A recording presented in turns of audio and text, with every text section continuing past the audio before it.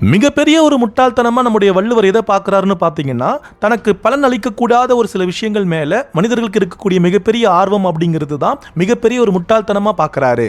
மிருகங்களுக்கு கூட இல்லாத சில மோசமான குணங்கள் ஒரு சில மனிதர்களுக்கு இருக்கும். அதுல ஒன்று தான் ஒருத்தரை ஏமாற்றி அவருடைய மனநிலையை சிதைத்து அவரை கோபமூட்டி அதுல சந்தோஷம் அடையக்கூடிய ஒரு கேவலமான ஒரு மனநிலை. நிகழ்காலத்து தலைமுறை அதை பிராங்க்னு சொல்லுவாங்க. அப்படி இன்னொருத்தரை கஷ்டப்படுத்தி அதுல சந்தோஷமா இருக்க நினைக்கிற யாருமே முழுமையான சந்தோஷத்தை அடைய மாட்டாங்க. பிராங்க் என்ற ஒரு கேவலமான கலாச்சாரம் இன்றைக்கு நம்முடைய சமூகத்துல அதிகமா பரவி இருக்கு. இங்க இருக்கக்கூடிய பெரும்பாலான மக்களுடைய மனநிலையை தான் அது வெளிப்படுத்துது. ஒருத்தர் ஏமாறத்தை பார்க்க இங்க பலரும் காத்துட்டு இருக்காங்க. ஒருத்தர் தவறி விழுந்தாலோ இல்ல அவருக்கு விபத்து ஏற்பட்டாலோ அதை பார்த்து சிரிக்கக்கூடிய ஒரு கூட்டத்தின் மத்தியில தான் நம்ம வாழ்ந்துட்டு இருக்கோம். சக மனிதனுடைய மன அமைதியை கெடுத்து அவருடைய உணர்ச்சியை தூண்டிவிட்டு அவர் கதறத்தை பார்க்கறதுக்கு இங்க பலருக்கும் ஆர்வம் அதிகமா இருக்கு.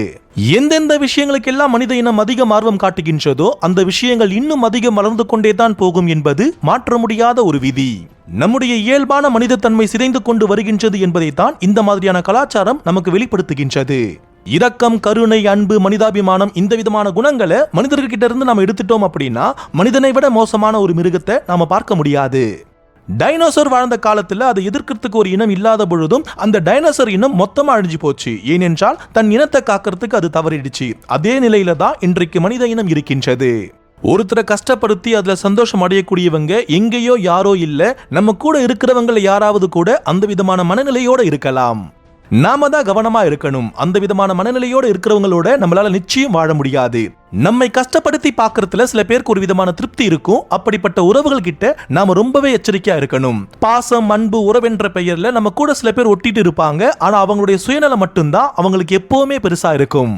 இது எனக்கானது, இது எனக்கானது இல்ல, இந்த விஷயம் என்ன வளர்க்குது, இந்த விஷயம் என்ன கெடுக்குதுன்னு தெரியாமையே ஒரு இனம் தன்னுடைய நேரத்தை அந்த விஷயங்களுக்காக கொடுத்துட்டு இருக்கு. பொதுவாகவே ஒருத்தர் சிரிச்சார் அப்படின்னா அவர் யாரா இருந்தாலும் அவருடைய முகம் அழகா இருக்குன்னு சொல்லுவாங்க. ஆனா இன்னொருத்தருடைய வழியை பார்த்து ஒருத்தர் சிரிக்கிறார் அப்படின்னா அவருடைய முகம் தான் இந்த உலகத்திலேயே மிகவும் கேவலமான ஒரு முகமா இருக்கும். இன்னொருத்தரை கஷ்டப்படுத்தி அதுல சந்தோஷம் அடையணும் நினைக்கக்கூடிய யாருமே மனிதர்கள் கிடையாது. மனித உருவத்தில் இருக்கக்கூடிய மனித மிருகங்கள்.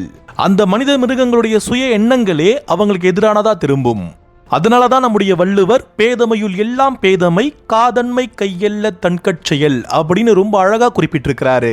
அதாவது முட்டாள்தனத்தில் மிகப்பெரிய முட்டாள்தனம் என்பது தன்னுடைய வாழ்க்கைக்கு பொருந்தாதவற்றில் இருக்கக்கூடிய மிகப்பெரிய விருப்பமாகும். அப்படிப்பட்ட முட்டாளா நாம இருந்தோம் அப்படின்னா நாம திருந்தணும். நம்ம கூட அப்படிப்பட்ட முட்டாள்கள் இருக்காங்க அப்படின்னா அவங்களை விட்டு நாம விலகணும். நன்றிகள்.